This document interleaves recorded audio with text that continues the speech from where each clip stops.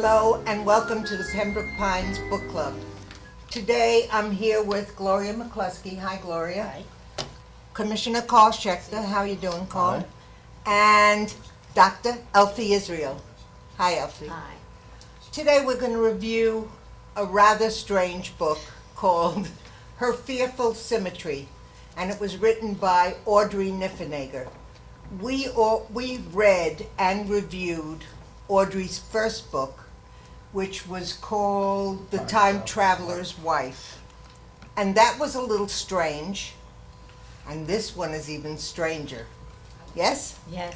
Elfie? This is the first and last Gothic ghost story I've ever read. I think her writing is excellent. But She's a bright woman. Yes, but I dreaded reading the book. And what I found interesting is that the best line came almost at the end when she wrote, "You know you're in trouble when Martin is the most functional person in the place." And he's not even one of the main characters. He's a neighbor. Right. Yeah, but he had what, OCDD or Yeah. whatever it OCD, is? yeah. Right. So, but he was very strange. Yeah. Among a group of strange people. It takes place, I mean, it's really written about Highgate, which is a very famous cemetery in London. Right, but it was written in current time. Yeah. But it used that as the background. And the two girls, the twins, were strange. The aunt was strange. And the book started out, you knew you were going to have to set aside a certain amount of reality. Because some books are like that. Not when it's not in the beginning. Not No, when it no, starts. but no, toward the beginning, as you got into it, you realized, And then as it got farther, 3/4 of the way in, you knew that you were beyond any kind of normalcy. It just, but I personally kept reading it because I wanted to see where it was going. It didn't quite have that many twists and turns, but yet it did. It had some odd twists and turns that were unexpected.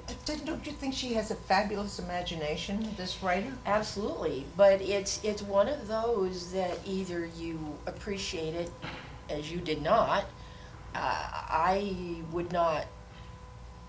For me, it was not the kind of book that I would normally pick up and read. But then again, there are others who obviously would find it sure.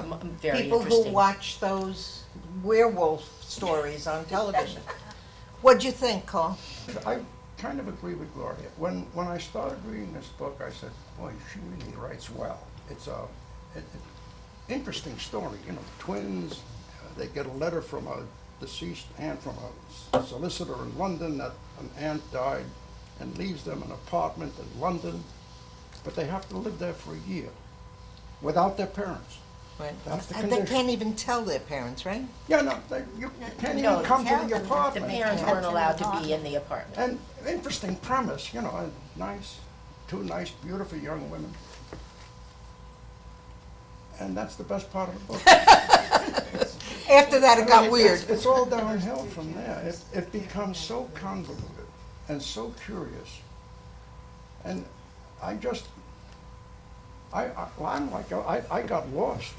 I mean, I found myself saying, wait a minute, what's happening? I liked Martin, you know, Oh, yeah, notwithstanding his compulsive, he had an obsessive compulsive disorder, which is OCD. But he was a likable nut. You know, he was crazy. He had this thing that he had to wash his hands 500 times a day. And count. And count. And his apartment was packed full of newspapers and magazines. But he was a sympathetic type of guy, you know. His wife leaves him to go back to Amsterdam after many years of suffering with this guy. Robert is an interesting character who's also off-center. That's your main character. Well, Right, because he was involved Elspeth with is the the main deceased character. Oh, aunt. yeah, Ghost Elspeth, is the main character. Yeah. But it gets more and more convoluted the more you go on, and I began to wonder, what am I doing? I think you made a very good point. Martin is likable. I did not find any of the other characters or people in the book likable. And that became a problem for me. They started out, but then there were all these underlying issues that each of them had, which kind of deviated off the type, where you felt sympathetic or you liked them, because there were too many strange deviations that you begin to wonder, You who are couldn't these people? follow. And I agree with you, there was a portion there where I'm going, I had to back up and read it again. You couldn't follow And you no. couldn't follow those deviations. But yeah, it was just a beyond kind of strange. It One just of the got- We're not Reviewers. really recommending this book, are we? Not, Well, not really. I personally No, know, but I if would- someone wants to read an odd book that has a lot of undercurrent and deviations, well written. then, yeah, there you go. Okay, so it's called Her Fearful Symmetry. It's written by Audrey Niffenegger, and it's the Unusual.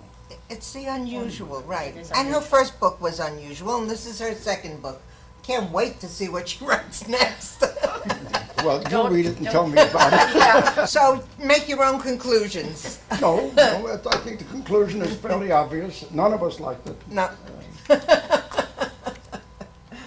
Okay, so thank you for joining us for OCTV. I'm Elaine Kugelman, and I really want to thank the readers, Gloria McCluskey, Carl Schechter, and Elfie Israel, It was an for pushing through and reading them till the end. Thank you.